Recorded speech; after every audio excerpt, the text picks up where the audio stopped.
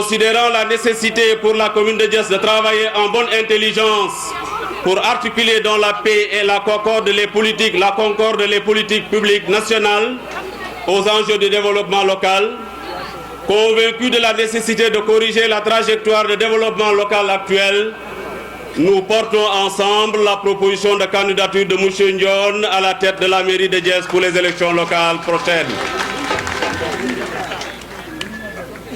Nous demandons solennellement à Mamadou Ndione.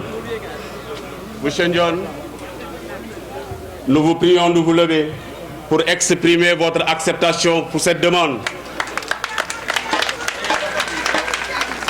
Nous demandons solennellement à Mamadou Ndione d'accepter de porter lors des prochaines élections locales les espoirs de la commune pour bâtir l'émergence de notre localité.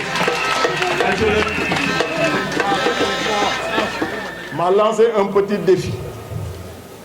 Il a lu une motion en me proposant comme candidat pour les prochaines élections locales ici à Diass. Je relève le défi. Je suis candidat et j'accepte.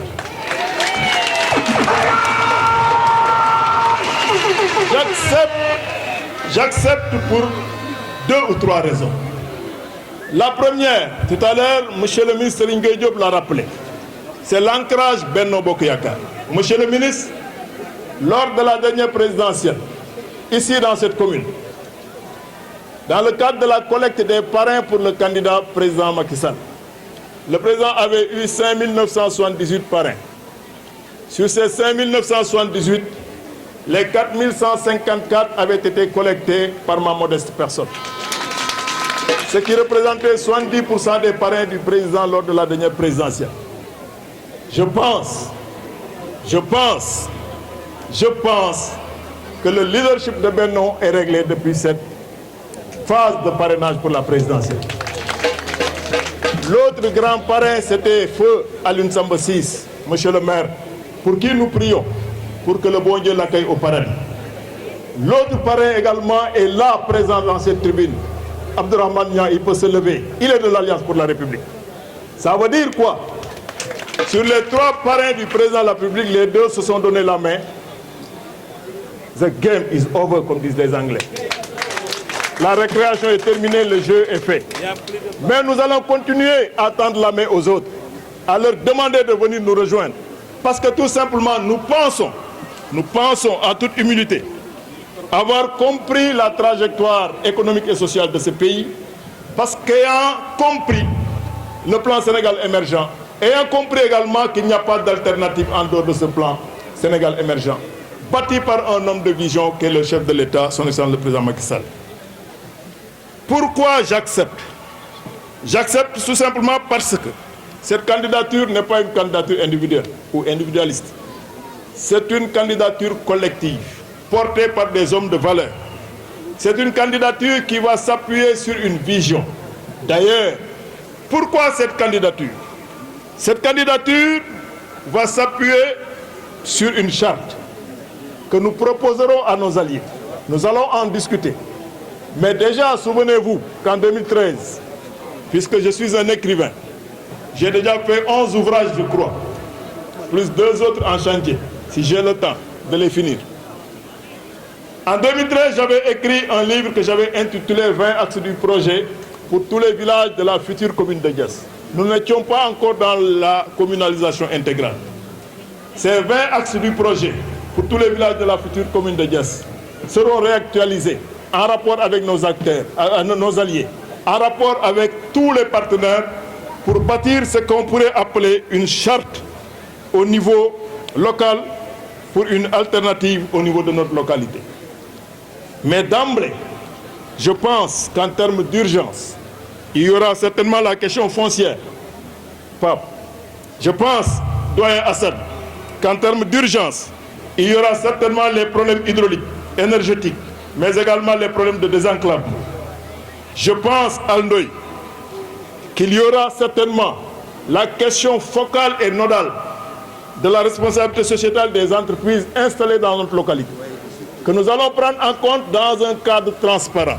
Quand je dis transparent, dans les rubriques de recettes des communes, Cheikh Issa le sait mieux que moi. Il y a ce qu'on appelle les dons. Quand une commune reçoit un don, ces dons doivent faire l'objet d'une délibération sous forme d'acceptation de dons. Je ne pense pas que ce soit le cas dans notre localité. Une RSE n'est pas un sarah, comme on dit. Une RSE doit être prise en compte dans une démarche globale. Pour être inscrit, cette responsabilité sociale d'entreprise, dans le budget de la commune, suivant les orientations définies par les populations et également le conseil municipal. Je pense aujourd'hui que Diass commune regorge d'entreprises qui doivent pouvoir accompagner notre localité en toute transparence avec une traçabilité dans le budget de la commune pour pouvoir bâtir l'émergence de cette localité. Au niveau de ces urgences, je pense qu'il y a la question économique et la question de l'emploi des jeunes. Nous n'avons pas attendu d'être maire de Diass pour faire des choses. Souvent même nos militants se plaisent à comparer notre bilan au bilan de l'équipe actuelle, alors que nous ne sommes même pas encore élus. Un lutteur qui n'a même pas encore de licence, on le compare au roi des arènes ou bien aux autres lutteurs. Ça veut dire quoi? Ça veut dire qu'il y a de la matière. Et cette récente période de résilience économique et sociale, ayant compris la vision du chef de l'État, qui a misé sur l'agriculture, nous avons investi, nous avons accompagné nos acteurs à la base pour cultiver 50 hectares d'arachides et de pastèques. Et la récolte a déjà commencé. Et rien que le foin pourrait nous rapporter, bon an, mal an, 15 millions qui vont retourner au niveau des femmes et des jeunes. Nous pensons avoir accompagné nos groupements de femmes et de jeunes. Nous pensons avoir aidé nos jeunes en termes d'orientation scolaire. Nous avons beaucoup agi avant d'avoir les rênes de cette commune. Dans le volet sanitaire, mais également dans le volet social et dans le volet éducatif, qui pourrait être, Maïmouna, une des priorités, Khadi. Je pense que ça pourrait faire partie des urgences que nous aurons à régler dans un cadre global avec tout le monde, parce que ma démarche n'est pas une démarche individualiste. Quand j'ai une idée, je la partage. On enrichit l'idée, ensuite on exécute. C'est comme ça qu'on est formaté, parce que je ne suis peut-être pas un scientifique comme le docteur Serigne Gueye Diop, mais je suis un économiste. Et la première leçon d'économie que j'ai eu à apprendre, c'était gérer, c'est prévoir. Gérer, c'est prévoir. Et pour prévoir, il faut avoir un bon système d'information. Si le système d'information est biaisé, la décision sera forcément biaisée. Et pour avoir un bon système d'information, je pense qu'il faut bâtir en termes d'axe stratégique une démarche. Cinquième grappe d'urgence, ça pourrait être, et là je lance un clin d'œil au docteur Mamcher Ngom ici présent, il y aura certainement les questions environnementales. Les questions environnementales tiennent à cœur le docteur Mamcher.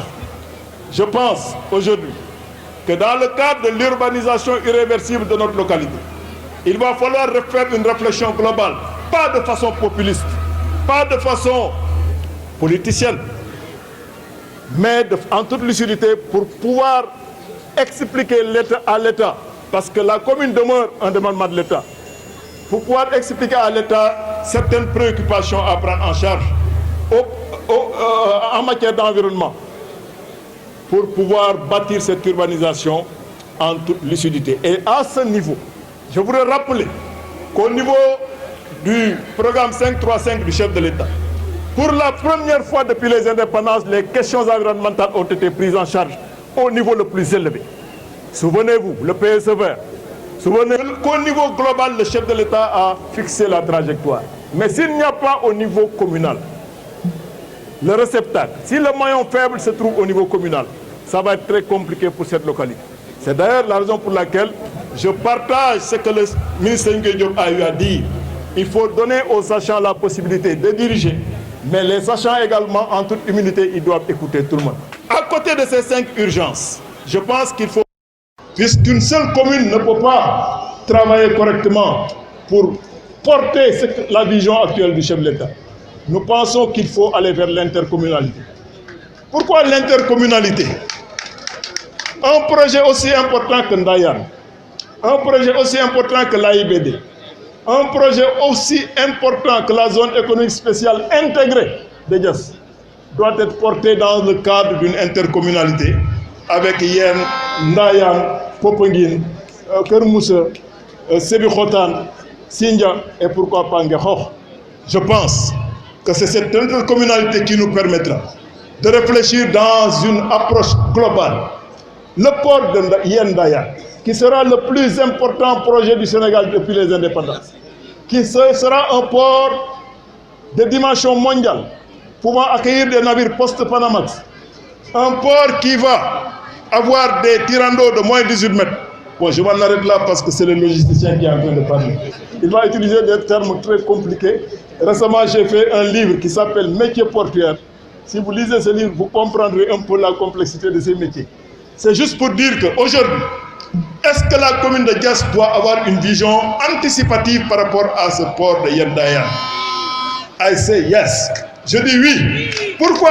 Parce que tout simplement, ce port de Yen Ndayan aura des impacts qui peuvent être très positifs pour notre localité et nous devons l'intégrer tout de suite dans le cadre d'une approche intercommunale avec les communes intéressées. Enfin, comme axe stratégique, les projets structurants de l'État. L'État du Sénégal a une vision claire. L'État du Sénégal a une démarche participative. L'État du Sénégal a une démarche d'inclusion des populations, d'inclusion des communautés. Au niveau de notre localité, il y a beaucoup de projets structurants de l'État. Mais le principal handicap se trouve au niveau, je pense, de l'équipe communale qui ne fait pas le portage correctement au niveau des populations. Et ça peut être source d'incompréhension. Je pense que ces projets structurants de l'État doivent être pris en charge dans une approche globale d'information correcte, mais également de recherche d'impact positif pour les populations, parce que le chef de l'État, qui a institué l'équité territoriale et sociale au cœur de sa politique, n'attend que ce genre de propositions venant de la base pour pouvoir bâtir ensemble dans un climat apaisé. À côté de ces 5 stratégies, je peux dire d'emblée que je n'ai pas attendu d'être maire de Diass pour réfléchir. Je n'ai pas attendu d'être maire de Diass pour commencer à réfléchir.